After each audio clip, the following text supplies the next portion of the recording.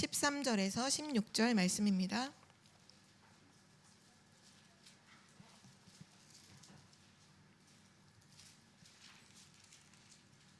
에베소서 4장 13절에서 16절 말씀까지 우리 한 절씩 교독하시겠습니다. 우리가 다 하나님의 아들을 믿는 것과 아는 일에 하나가 되어 온전한 사람을 이루어 그리스도의 장성한 분량이 충만한 데까지 이르리니, 이는 우리가 이제부터 어린아이가 되지 아니하며 하나님의 속임수와 간사한 유혹에 빠져 온갖 교훈의 풍조에 밀려 요동하지 않게 하려 함이라. 오직 사랑 안에서 참된 것을 하여 범사에 그에게까지 자랄지라. 그는 머리니 곧 그리스도라. 그에게서 온 몸이 각 마디를 통하여 도움을 받음으로 연결되고 결합되어 각 지체의 분량대로 쌓여 그 몸을 자라게 하며 사랑 안에서 스스로 세우느니라. 아멘. 아멘입니다. 오늘 말씀의 제목은 예수 그리스도의 교회입니다.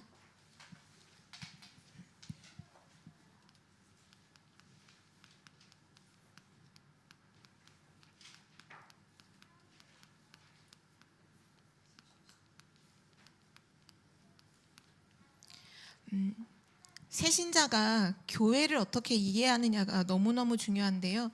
예수가 그리스도이심을 고백하고 이 신앙생활을 시작하는 사람에게 처음부터 교회가 어떤 곳이고 교회의 축복이 무엇이고 교회의 사명이 무엇인지를 올바르게 전달해야 방황을 하지 않습니다. 오늘 우리가 읽었던 말씀에 보면 그 14절 말씀에 교회를 올바르게 이해하지 못하고 교회의 축복을 함께 누리지 못하면 어떻게 살아가느냐. 여기 말씀에 나오듯 사람의 속임수와 간사한 유혹에 빠져 온갖 교훈의 풍조에 밀려 요동하면서 이리저리 사람들의 말과 여러 가지 세상의 거짓말들 온갖 들리는 소리에 의해서 요동하면서 흔들리면서 살아갈 수밖에 없어요. 그러나 정확한 그리스도의 복음을 가지고 오늘 교회를 바르게 이해할 때 그 교회의 축복 속에서 견고하게 세워질 줄 믿습니다.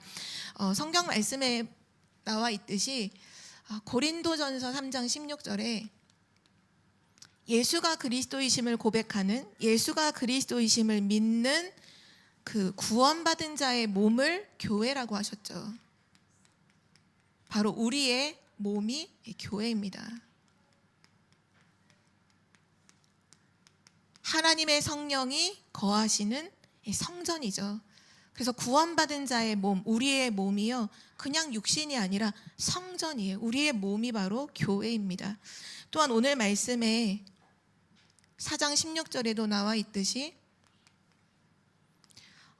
예수가 그리스도이심을 고백한 사람들이 함께 그리스도의 몸을 이루는데 그 그리스도의 몸을 함께 이루는 그 성도들의 모임도 교회라고 하죠. 바로 머리 대신 그리스도, 머리는 그리스도시고 그 그리스도의 몸을 이루는 여러 성도들, 그 여러 성도들의 모임도 성경은 교회라고 말씀하고 계십니다. 그래서 우리가 구원받은 우리들이 이제 교회 공동체로서 이제 하나 되어 사람을 이제 일원으로 살아가게 되는데요. 하나님은 우리가 교회 안에서 영적으로 계속 성숙해져 가고 영적으로 이제 자라나기를 너무나 원하시죠. 근데 꼭 기억해야 될 것은 뭐냐 하면 우리 교회의 머리를 그리스도라고 하셨어요. 교회의 머리를 그리스도. 그리고 우리는 그 몸을 그리스도의 머리 안에서 몸의 여러 지체가 성도 한 사람 한 사람인 거죠. 이때 정말 중요한 것이 뭐냐 하면 하나 되는 축복을 누리는 거예요. 그리스도로 이제 연합하여 하나 되는 축복을 누리는 거죠. 사단이 이 부분을 무너뜨리기를 원하거든요. 교회가 분열하고 분쟁하고 다투고 하나 되지 못하도록 이 축복을 누리지 못하도록 하는데요. 근데 하나님은 우리를 그리스도의 그 머리, 하나 되신 그리스도를 두고서 모든 사람들이 다 달라요. 다 똑같지 않아요. 다 다르지만 그 다른 사람들이 함께 모여서 하나의 교회가 된다. 이런 말씀을 하시죠. 이거 여기도 보면 오늘 반주했던 주원이가 피아노를 연주하잖아요. 이제 그러면 항상 연주회 같은 거 하면 주원이 솔직히 몸 중에 뭐가 일을 하는 거죠? 손이잖아요. 손으로 막 연주를 너무나 멋지게 해요. 그러면 나중에 축하를 손만 받나요? 자, 오늘 연주해 주신 주원이, 나의 이 주원이 손에 영광을 돌리고 이렇게 안 하잖아요. 일은 손이 했지만 영광을 함께 전체 다 받는 것처럼 우리 교회도 여러 지체가 다 다른 지체가 있지만 결국은 이 모든 하나 되는 축복을 통해서 누가 영광을 받으시는 거냐? 하나님이 영광을 받으시는 거예요. 그리스도가 영광을 받으시는 거죠. 교회 안에 누가 잘했기 때문에 그 사람이 막 칭찬받고 영광받고 그게 아니라 교회는 모두 다 다른 사람들이 있어. 어떤 사람은 손 역할을 하고 어떤 사람은 발 역할을 하고 코 역할을 하는 사람 다 다르죠.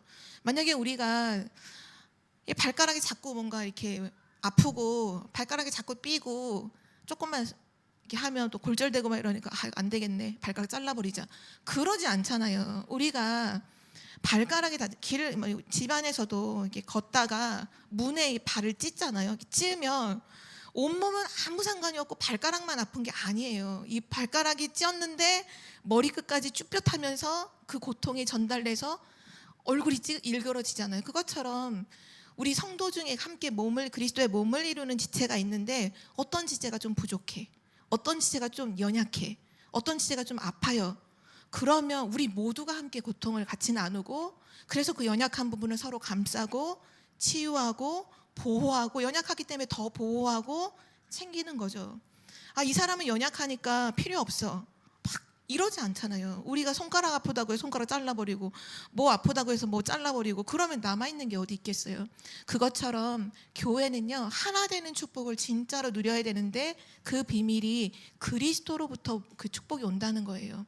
그리스도를 누리는 그 속에서 교회가 하나 되어서 성도가 분열되고 다투고 분쟁하는 게 아니라 연약할수록 더욱 감싸고 더 보호하고 더 세워주고, 그래서 함께 하나 되는 축복을 가지고 하나님께 영광 돌리고 세상을 복음으로 치유하며 살리는 일을 하는 거죠. 그래서 우리 청주복음교회가 정말로 바라기는 이 마지막 때에 교회가 문을 닫고 교회가 왜 있냐 이런 얘기가 불신자들의 입에서 나오는 이때에 진짜 세상에 꼭 필요한 교회, 하나님이 정말로 원하시는 교회, 예수가 그리스도이심을 말하는 진짜 축복된 교회의 축복을 회복하게 되기를 기도합니다. 그래서 오늘 첫 번째인데요, 교회의 의미입니다. 교회의 의미. 보통 우리가 교회라고 하면 건물을 많이 생각하죠. 교회 건물을 많이 생각하고 어떤 함께 형성된 조직을 의미하는데, 실제로 교회는 그런 의미가 아니죠. 성경에 보면 이 교회라는 단어가 신약 성경에서부터 이제 등장을 하게 되는데요. 예수가 그리스도이심을 고백한 자들이 함께 모여 이제 초대교회가, 최초의 교회가 세워지죠. 그때 쓰였던 단어가 헬라어로 뭐였냐면 에클레시아라는 단어인데요. 이 의미는 건물을 의미하는 것도 아니고 조직을 의미하는 것도 아니고 뭐냐면 그 불러낸 자라는 뜻이에요. 에클레시아는 부르심을 받은 자, 하나님으로부터 부르심을 받은 자, 어디서 불러냈냐? 세상에서, 흑암 가운데서, 저주재앙 속에서 부르심을 받고 불러낸 자를 교회라고 합니다. 그러니까 한마디로 말하면 교회의 의미는 뭐냐? 하나님이 택한 백성이란 뜻이죠. 하나님이 택한 백성이 바로 교회입니다.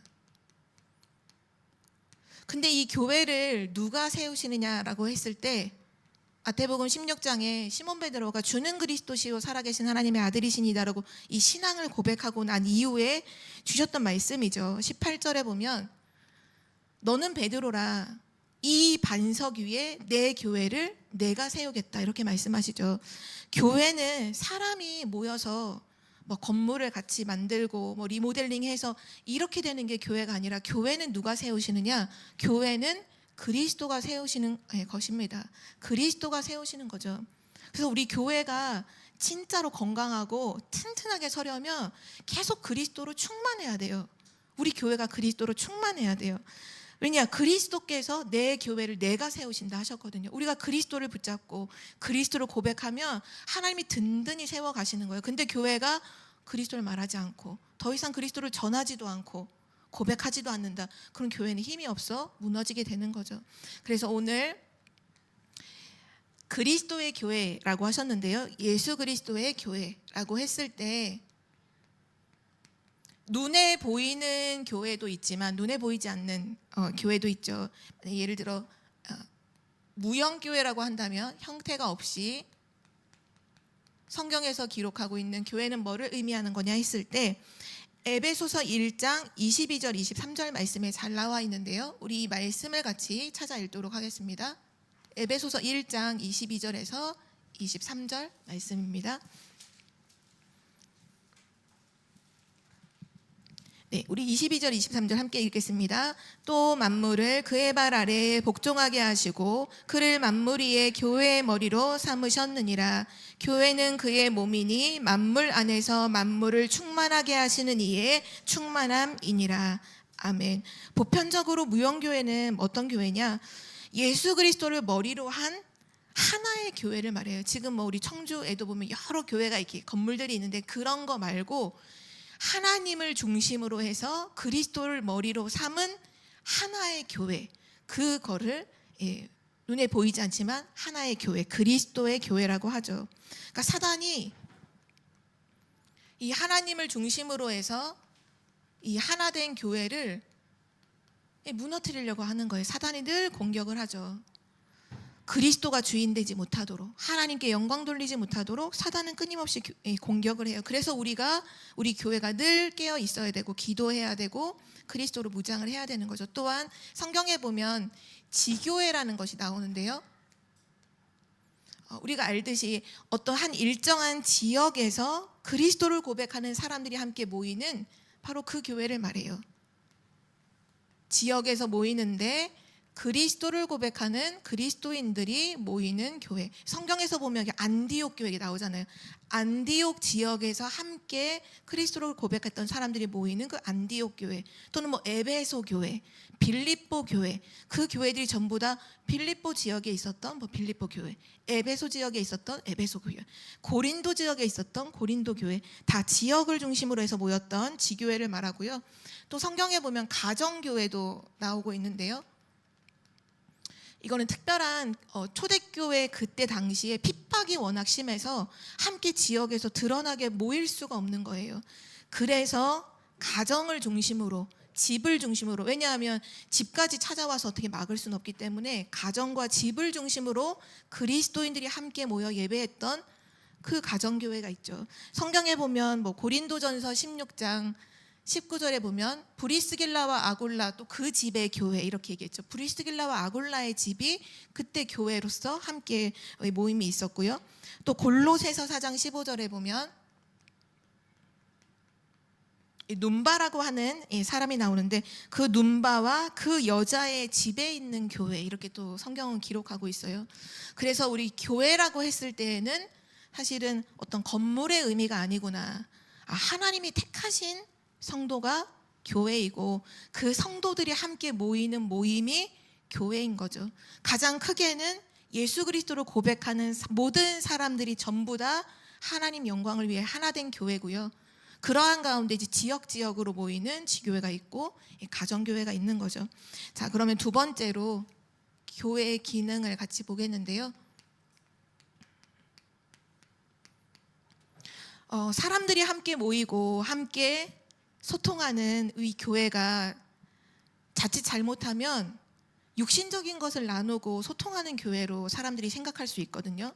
특별히 이제 새신자 같은 경우에는 맨 처음에 오면 이 교회를 어떻게 보냐 하면 교회 크기가 어떻고 뭐 이 분위기가 어떻고 사람들이 어떻고 저 사람의 모습이, 중직자의 모습이 어떻고 목회자의 모습이 어떻고, 교회를 되게 육신적인 눈으로 보고서 판단하고 자칫 잘못하면 신앙에 그 불신앙에 빠지는 경우가 굉장히 많이 있는데요. 꼭 기억해야 될 것은 교회는요 영적인 기관입니다. 이걸 꼭 기억해야 돼요.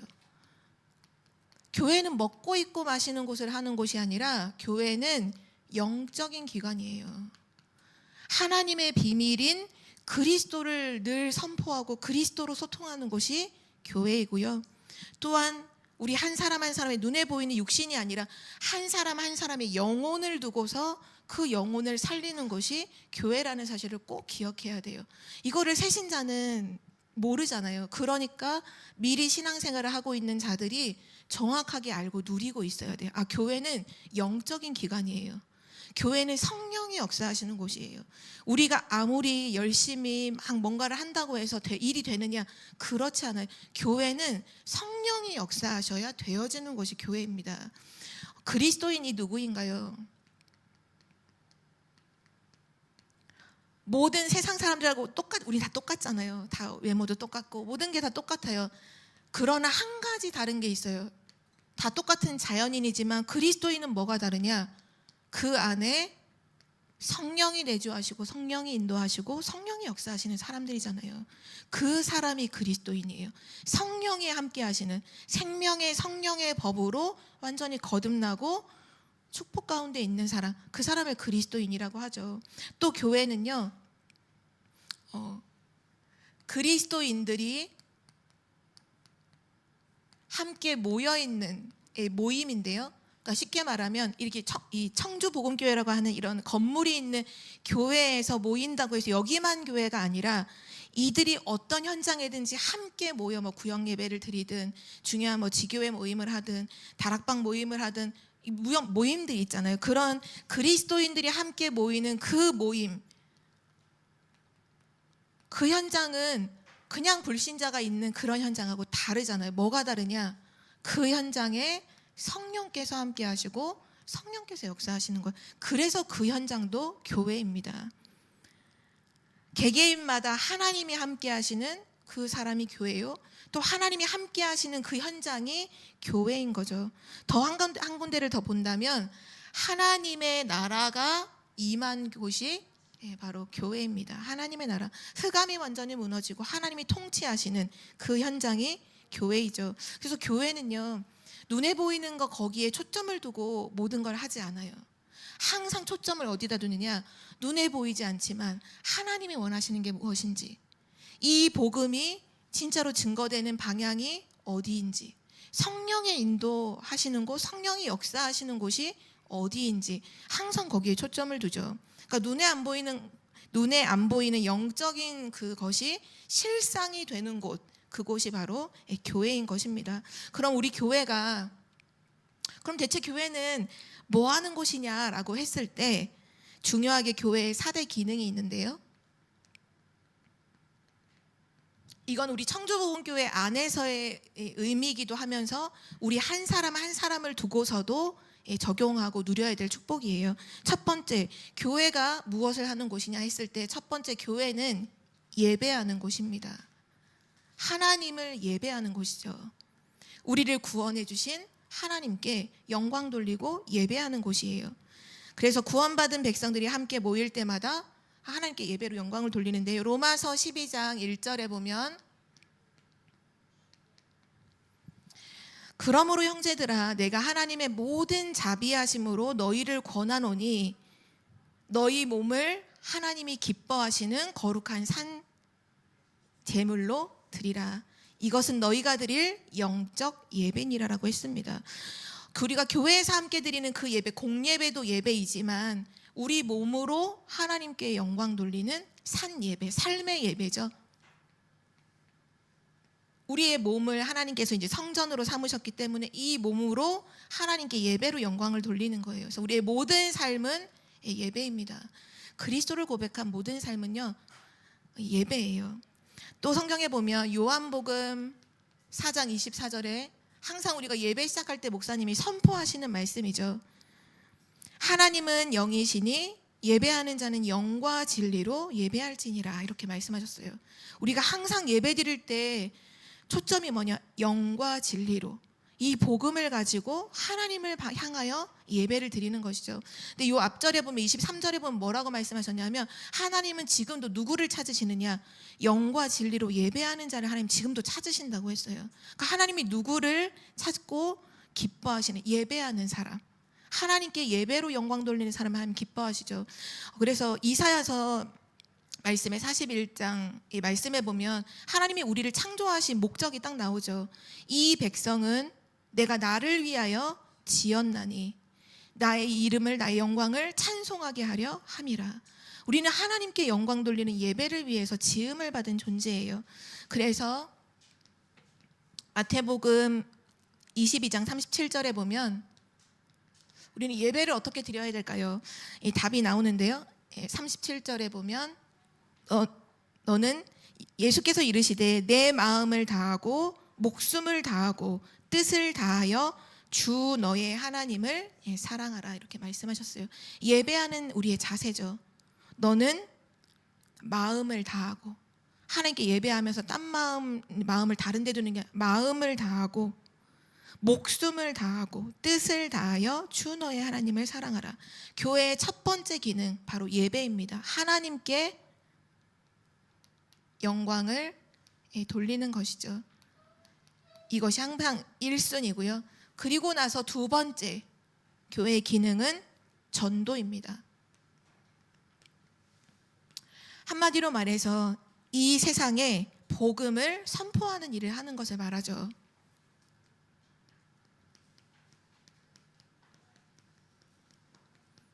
하나님께 예배하는 그 축복 속에서 내가 이제 삶의 현장에서 늘 누려야 하는 축복이 이 전도자의 축복인데요. 고린도전서 1장 21절 말씀에 보면 이 세상이 하나님의 지혜에 있어서는 이 세상이 자기 지혜로 하나님을 알지 못하므로 하나님께서 믿는 자에게 전도에 미련한 방법으로 믿는 자들을 구원하시기를 기뻐하셨도다 말씀하셨죠. 하나님께서 인류를 사람을 구원하는 하나님의 방법이 바로 전도입니다. 우리의 지혜로는 하나님을 절대로 알지 못하기 때문에 이 전도에 미련한 것으로 믿는 자들을 구원하시는 걸 기뻐하신다고 하셨죠. 그래서 지상 명령으로 우리에게 주신 거죠. 마태복음 28장 19절에서 20절 말씀해 보면 너희는 가서 모든 민족을 제자로 삼으라. 바로 예수님의 마지막 지상 명령이죠. 우리에게 주신 사명이에요. 이 복음을 증거하는 건 우리 모든 구원받은 자의 사명입니다. 또한 고린도전서 9장 16절에 보면 이 복음 증거하는 것을 두고서 바울이 이런 고백을 했는데요.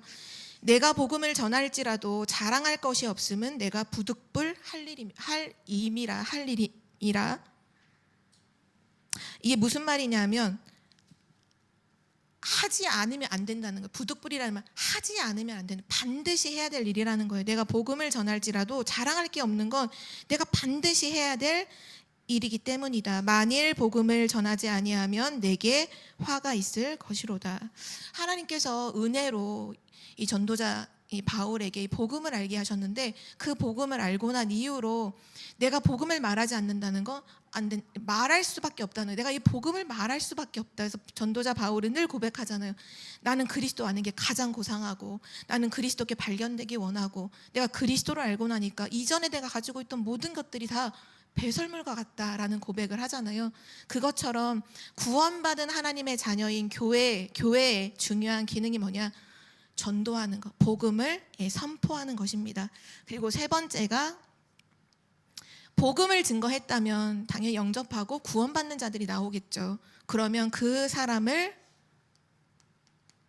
영적으로 성숙하도록 하나님이 원하신 사람으로 계속 성숙하여 성장하도록 양육하는 일을 하는 것, 이것이 교회의 세 번째 기능인데요. 우리 말씀을 함께 찾아서 읽도록 하겠습니다. 디모데전서 4장 12절 13절 말씀 우리 함께 읽겠습니다. 디모데전서 4장 12절 13절.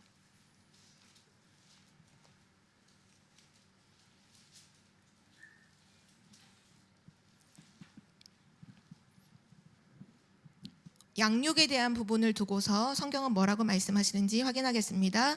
누구든지 내 연소함을 업신여기지 못하게 하고 오직 말과 행실과 사랑과 믿음과 정절에 있어서 믿는 자에게 본이 되어 내가 이를 때까지 읽는 것과 권하는 것과 가르치는 것에 전념하라. 아멘.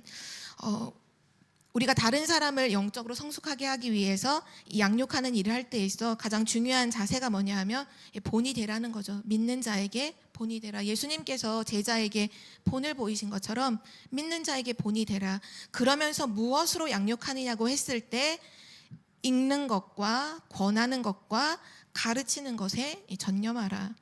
하나님의 말씀을 읽는 것을 말하죠. 이 복음의 말씀을 읽는 것. 또 권하는 것, 잘못되고 부족한 부분들을 권하여서 권면하면서 바꾸도록 그거를 양육하고, 그리고 중요한 건 하나님의 이 복음의 언약을 계속 가르치는 거죠. 각인시키는 거예요. 결국은 양육에 있어서 정말 중요한 부분이 이 하나님의 말씀입니다. 그래서 이 디모데전서 이 4장 바로 위에 조금 올라가면 5절 말씀에 뭐라고 말씀하시냐면, 우리 이것도 함께 같이 읽어볼까요? 디모데전서 4장 5절, 우리 짧은 말씀인데 함께 읽겠습니다. 하나님의 말씀과 기도로 거룩하여 짐이라. 아멘. 우리가 영적으로 어떻게 성숙이 될까요? 어떻게 신앙이 자라게 되나요? 무엇으로 거룩하여지느냐? 하나님의 말씀과 기도라고 하셨어요. 하나님의 말씀과 기도.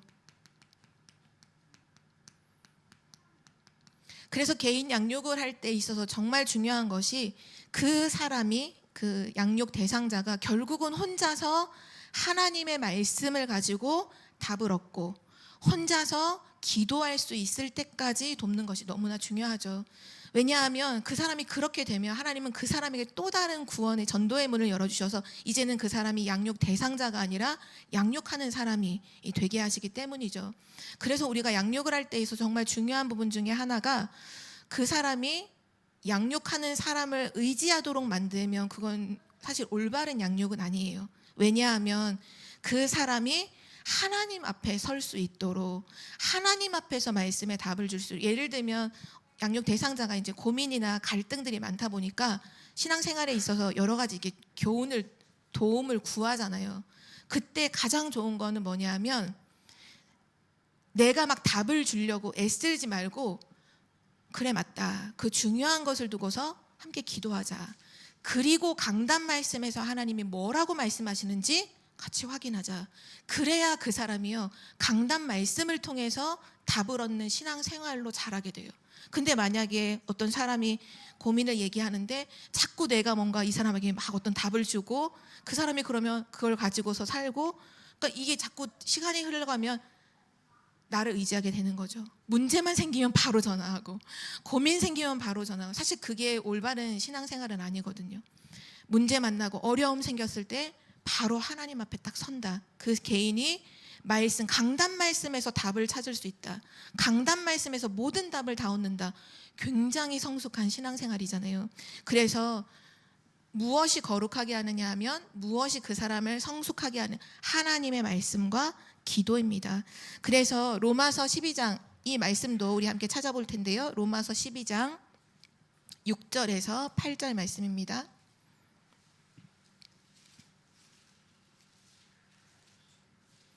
로마서 12장 6절에서 8절 말씀, 우리 한 목소리로 함께 읽도록 하겠습니다. 우리에게 주신 은혜대로 받은 은사가 각각 다르니, 혹 예언이면 믿음의 분수대로, 혹 섬기는 일이면 섬기는 일로, 혹 가르치는 자면 가르치는 일로, 혹 위로하는 자면 위로하는 일로, 구제하는 자는 성실함으로, 다스리는 자는 부지런함으로, 긍휼을 베푸는 자는 즐거움으로 할 것이니라. 아멘.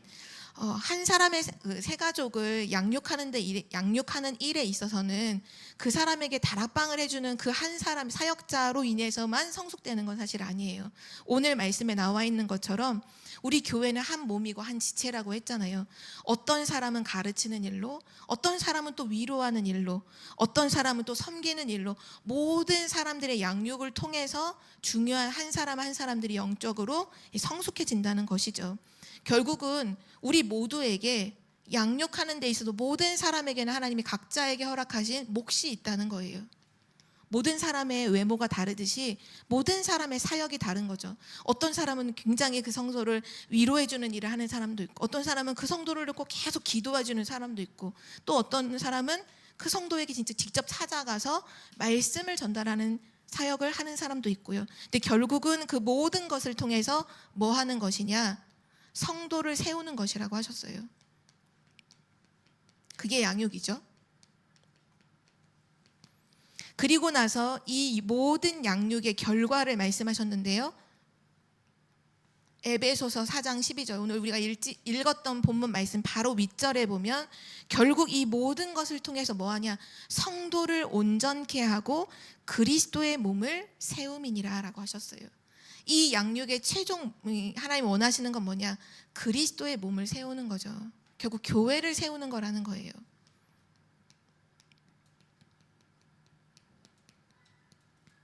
우리 교회가 늘 하나님께 가장 우선순위가 예배가 되어지고, 그리고 나서 현장에서 오직 복음 증거하는 일을 늘 앞세우면서 이 세 가족들에게 이 복음의 언약을 전달하여 영적으로 성숙하게 하는 일을 하면 교회가 세워진다는 거예요. 교회가 계속 그리스도의 몸이 세워진다는 거죠.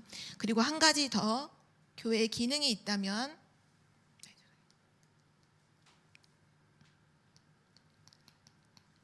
봉사의 일을 하는 것입니다. 갈라디아서 6장 9절에서 10절을 보면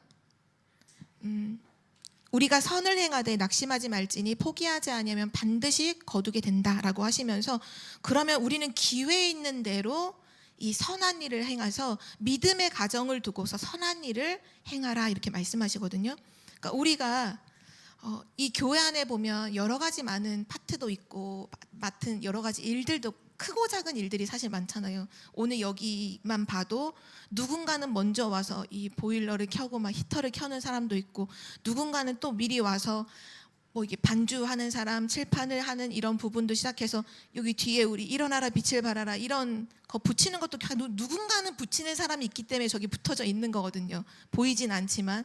또 여기 교회 안에 청소하는 이런 모든 부분들, 방송실에서 방송하는 이런 모든 걸 책임지는 것들, 또 사실 이런 불도 우리는 그냥 항상 불 켜져 있다고 생각하지만 누군가가 항상 돌아보면서 불 꺼져 있는 전등을 가시는 분이 있거든요.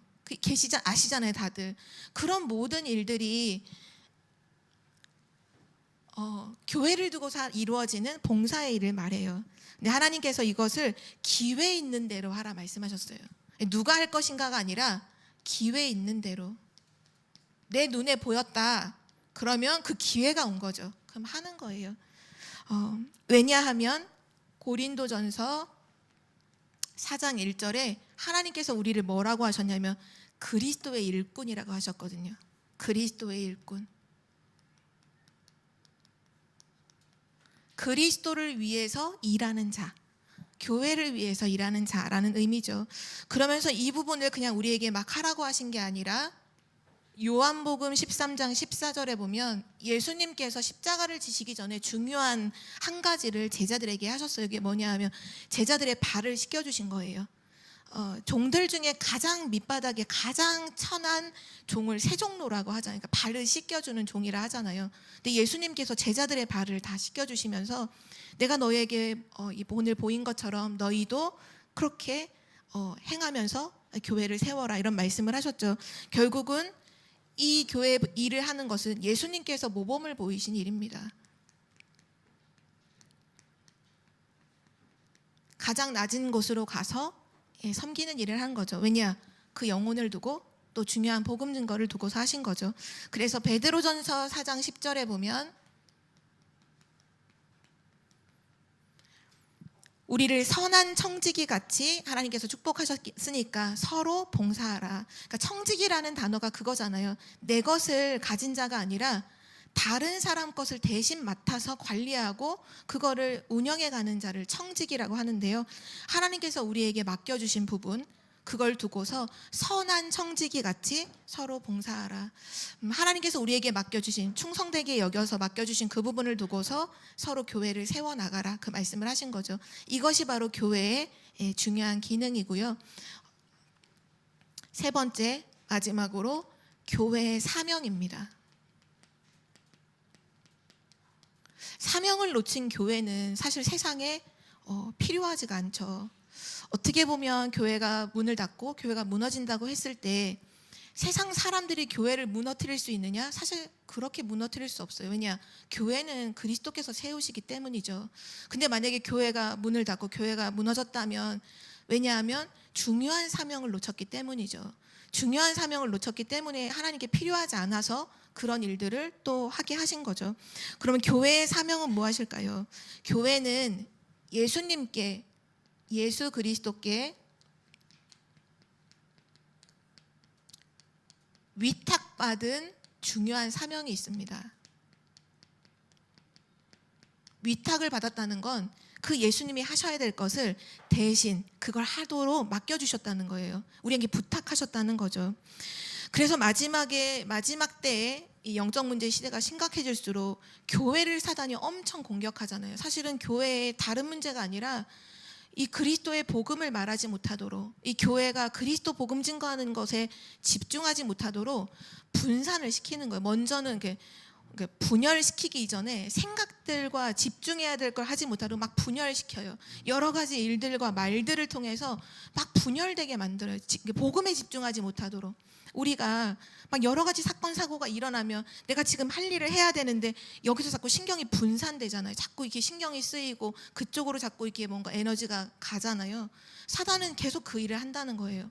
복음을 증거하지 못하도록, 전 세계에 복음 증거할 이 사명이 교회에 있는데 요거 하지 못하도록 계속 신경을 분산시키고 하다가 결국은 분열되게 하고 분쟁하게 만들고 교회가 스스로 자멸하도록 만들죠. 교회의 중요한 사명을 사단이 알고 속이는 거예요. 첫 번째 사명이 뭐냐면요, 교회는 진리의 수호자입니다. 진리의 수호자. 바로 이 복음을 끝까지 지키는 현장이 교회인 것이죠. 디모데전서 3장 15절을 우리 함께 찾아 읽어볼까요? 디모데전서 3장 15절.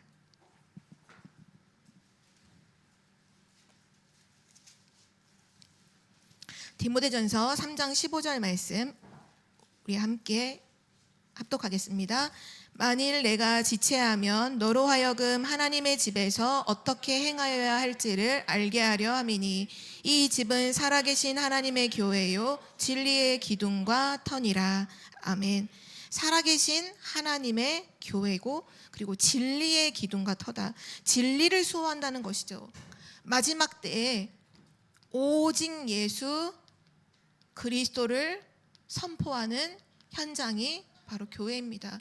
그래서 우리가 예수 그리스도를 마지막 때일수록 더 오직해야 돼요. 오직 그리스도께 집중하고 오직 그리스도를 말하는 거죠. 왜냐하면 우리를 그리스도의 대사라고 성경은 말씀하고 있기 때문이에요. 고린도전서 5장 20절 말씀이죠. 그리스도의 대행자, 그리스도의 대사로 하나님께서 우리를 부르셨어요.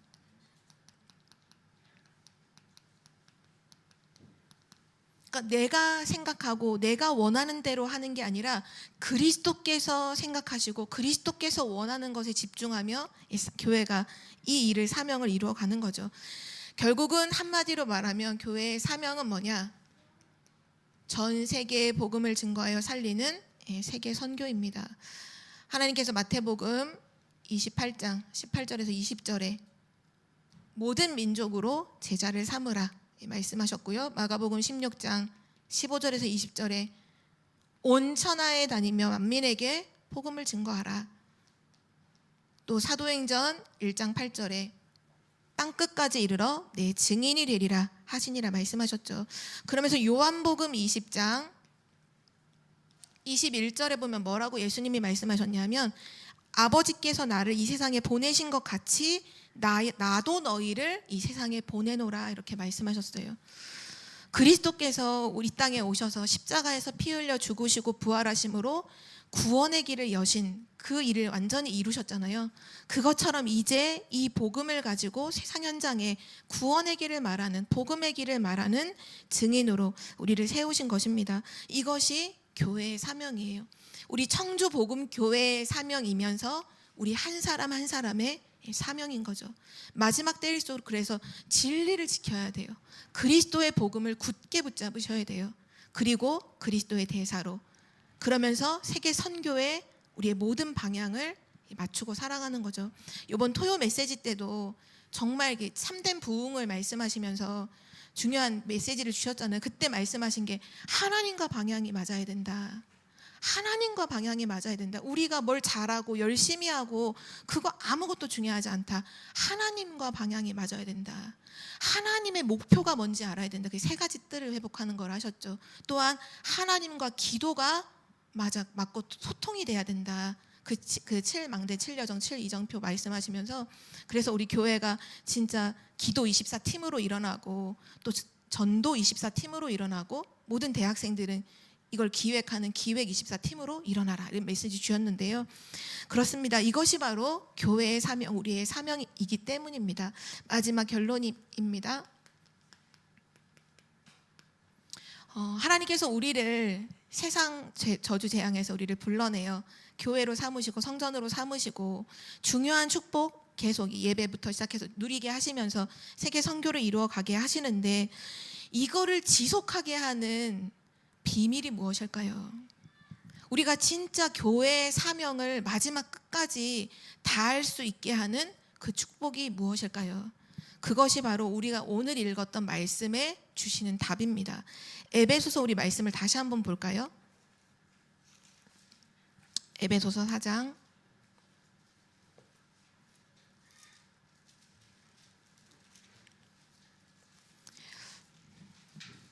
우리 구원받은 성도 개인 한 사람 한 사람을 두고서도 이 축복을 지속하려면 중요한 주신 답이 있고요.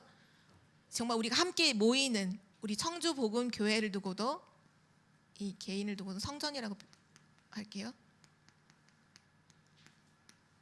이 사명을 감당하기 위해서의 주신 답이 뭐냐 하면, 우리 개인을 두고서 주시는 답은 13절 말씀에 나와 있습니다. 우리 함께 읽도록 하겠습니다.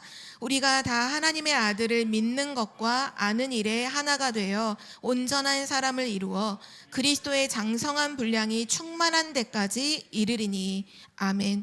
우리가 어떻게 이 사명을 감당할 수 있을까요? 결국 하나님의 아들 예수 그리스도를 믿는 것과 아는 것에 하나가 돼서 그 그리스도의 장성한 분량이 충만한 데까지 이른다. 이 한마디로 그리스도로 충만하라는 거예요.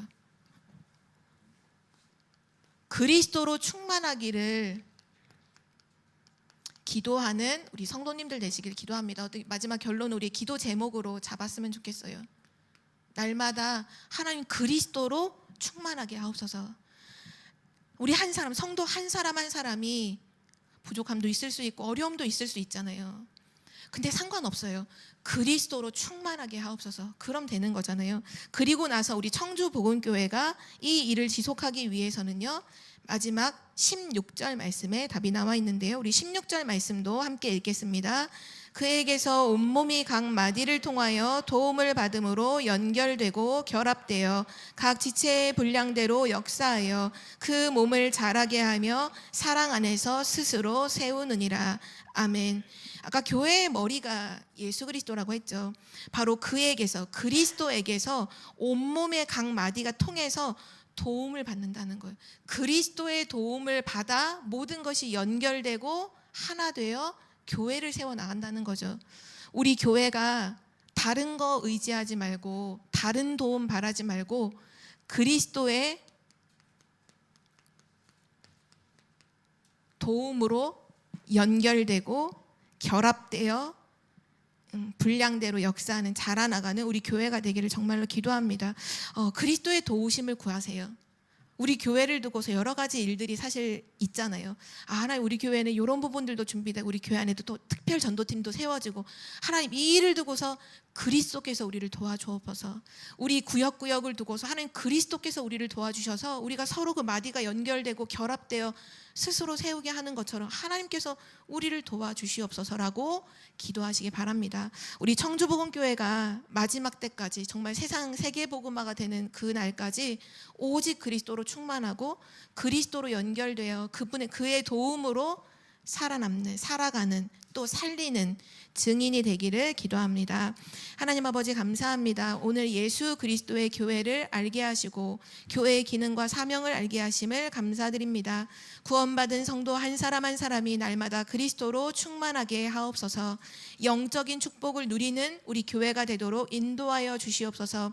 마지막 때에 복음을 놓치고 복음을 증거하지 않는 이때에 오직 예수가 그리스도이심을 말하는 그리스도의 몸된 복된 교회가 되도록 청주복음교회를 축복하여 주옵소서. 감사드리며 예수 그리스도의 이름으로 기도드립니다. 아멘. 우리 찬송가